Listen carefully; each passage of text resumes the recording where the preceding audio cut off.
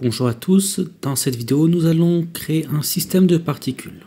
Alors qu'est-ce qu'un système de particules me direz-vous? C'est tout simplement un groupe de points en mouvement.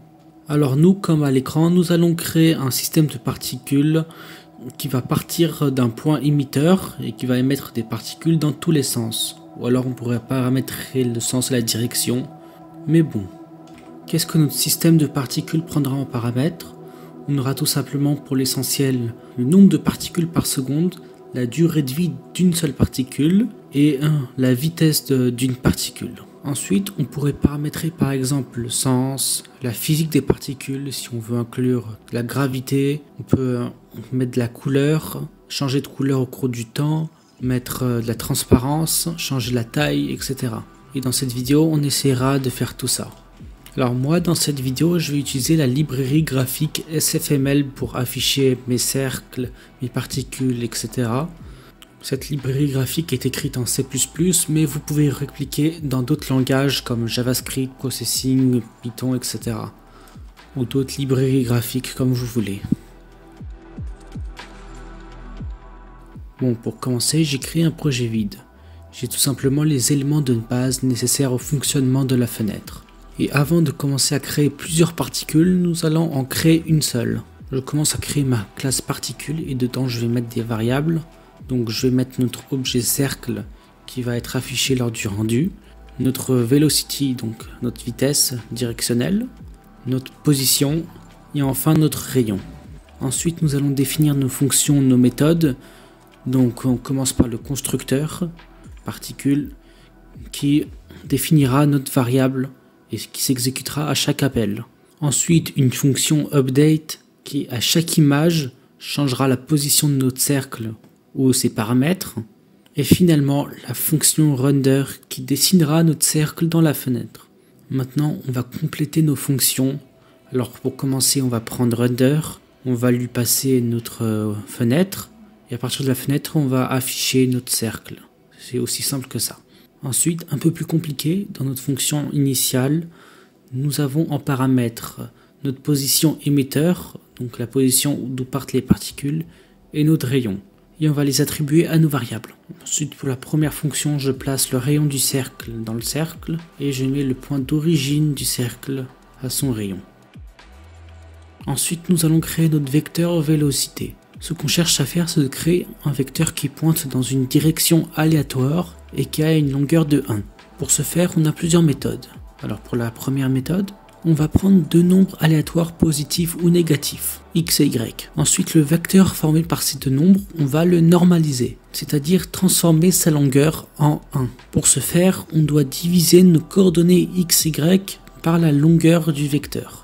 Donc d'après le théorème de Pythagore, chacun des termes doivent être divisés par la racine carrée de x au carré plus y au carré.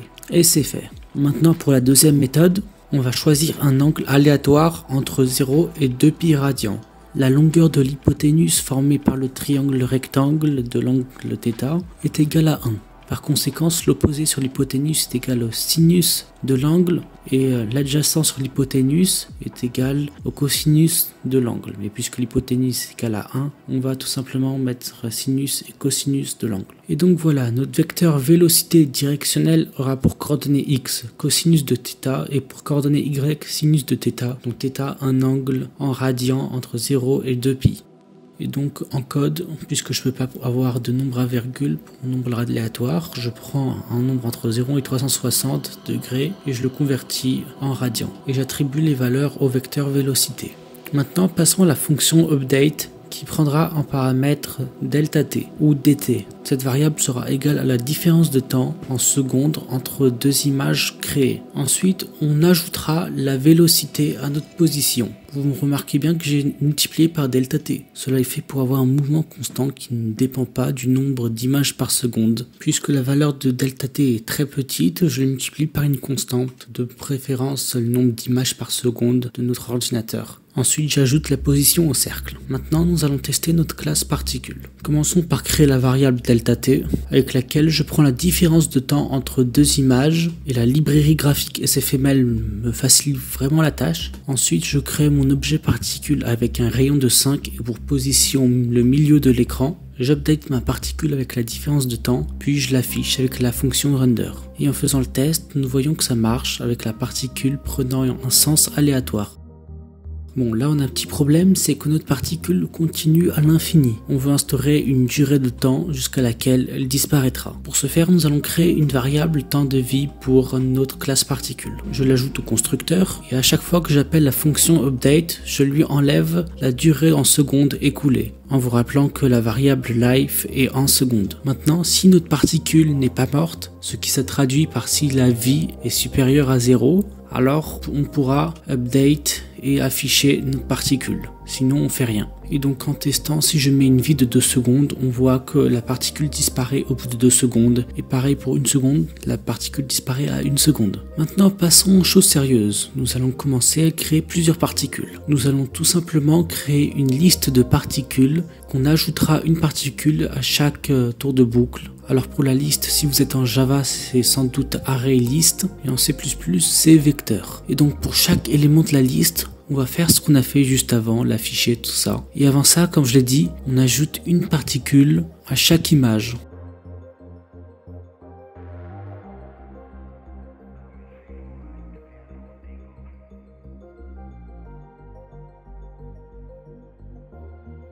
En faisant le test, vous voyez qu'on a déjà un résultat. Alors on va pas s'en arrêter là, on a juste un petit souci. La liste qu'on vient de créer devient de plus en plus grande jusqu'à l'infini, sans pour autant supprimer les particules qui n'existent plus. Et donc ce qu'on doit faire, c'est de supprimer les particules qui n'ont plus de vie. Et pour cela, on ajoute une condition. Si la vie est inférieure à 0, on l'enlève à l'index i, sinon on update et on render la particule. Voilà.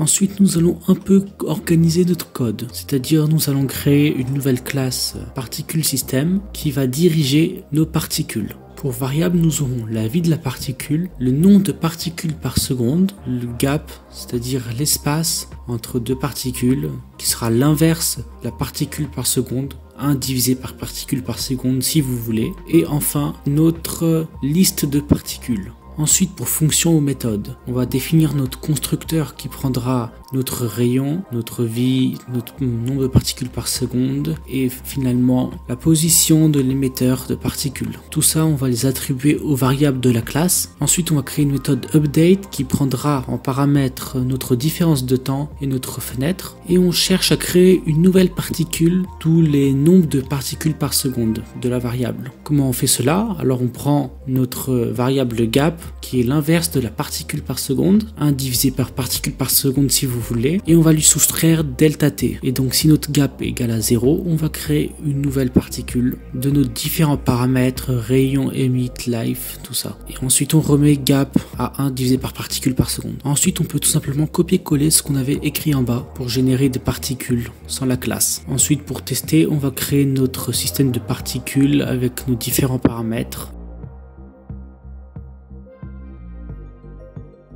Et nous allons tout simplement appeler la fonction update. Et là vous voyez que ça marche, on a 100 particules par seconde. Si vous voulez 5 particules par seconde, vous pouvez. Alors essayons avec une seule particule par seconde. Alors ça donne un effet assez bizarre parce que le temps de vie est de 1 seconde pour les particules. Et maintenant si je mets un nombre de particules trop grand, si je mets des milliards de particules par seconde, et bien vous voyez que nous n'allons pas le résultat voulu. Parce que tout simplement, le nombre de particules par seconde est limité au nombre d'images par seconde possible.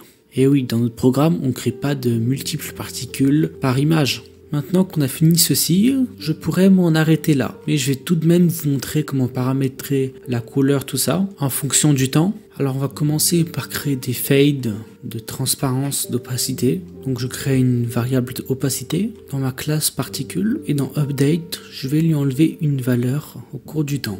Je change la couleur du cercle RGBA avec A pour paramètre d'opacité. Bon là la valeur de delta t est trop petite donc on voit pas la différence dans l'opacité. On va la multiplier par une valeur et on voit directement le résultat. Après on a un petit problème technique, c'est si la valeur d'opacité est négative, on voit quand même la particule parce que la valeur se réinitialise à 255.